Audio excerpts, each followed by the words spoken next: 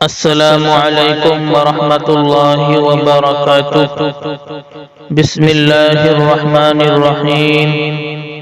حدیث نمبر 17 مشکات شریف کی حدیث ہے، صفحہ نمبر 154۔ قال النبی صلی اللہ علیہ وسلم من زار قبر ابویہ او احدہما فی کل جمعۃ غفر له وکتب برا۔ ترجمہ: نبی کریم صلی اللہ علیہ وسلم نے ارشاد فرمایا، جو شخص جمعے کے دن والدین کی یا ان میں سے ایک کی قبر کی زیارت کرے تو اس کی مغفرت کر دی جاتی ہے اور اس کا نام نیکیوں میں لکھا جاتا ہے۔ حدیث نمبر 18 مشکات شریف کی حدیث ہے، صفحہ نمبر 154۔ قال النبی صلی اللہ علیہ وسلم كنت نهيتكم عن زيارة القبور فزوروها فإنها تزهد في الدنيا وتذكر الآخرة۔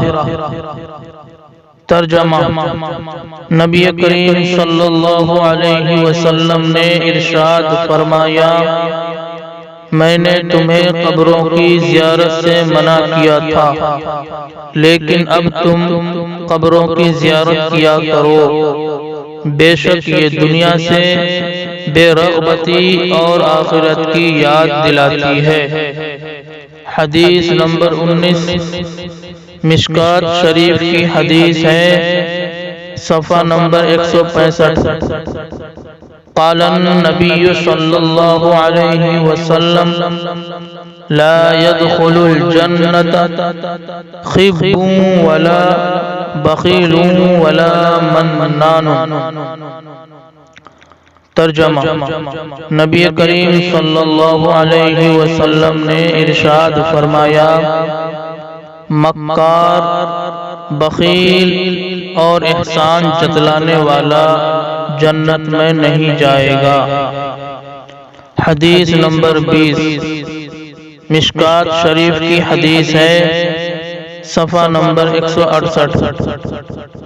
قال النبی صلی اللہ علیہ وسلم اعبدوا الرحمن واطعموا الطعام وافشوا السلام تدخلوا الجنة بسلام۔